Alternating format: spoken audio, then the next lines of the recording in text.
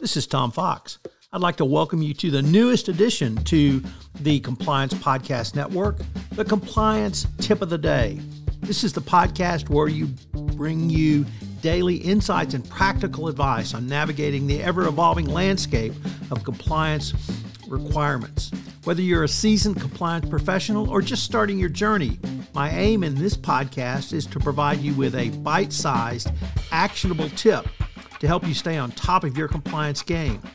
Join us as we explore the latest trends from the Department of Justice, share some best practices, demystify complex compliance issues to help keep your organization doing business ethically and in compliance, and at the end of the day, more profitably. Tune in daily for your dose of compliance wisdom. Let's make compliance a little less daunting, one tip at a time.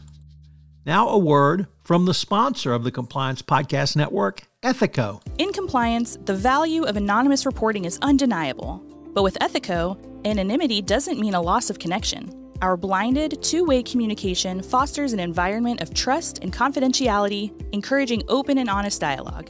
It's not just about receiving reports. It's about understanding the story behind each one, creating a culture of integrity and respect. Transform your approach to anonymous reporting with Ethico. Begin your journey at ethico.com/CPN, where you can book a demo, access an exclusive white paper by Tom Fox titled The ROI of Compliance, and utilize our free ROI calculator.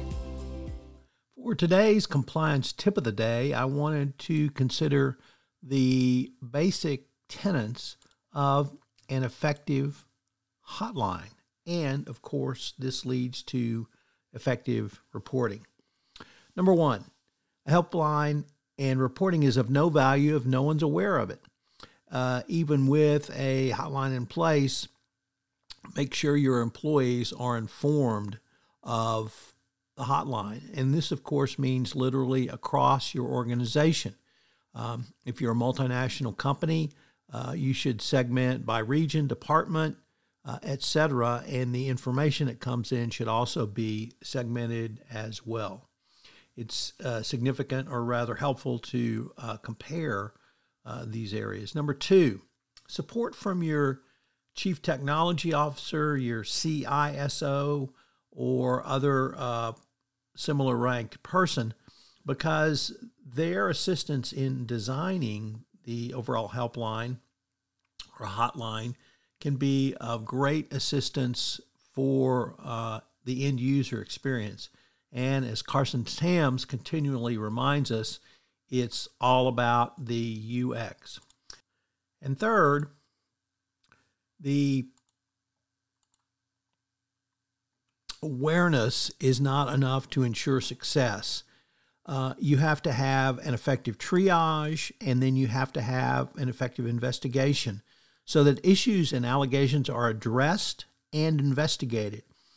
Employees who don't report typically will say that nothing will get done. And this also obviously can lead to a fear of retaliation as well, which is a typical reason for not reporting.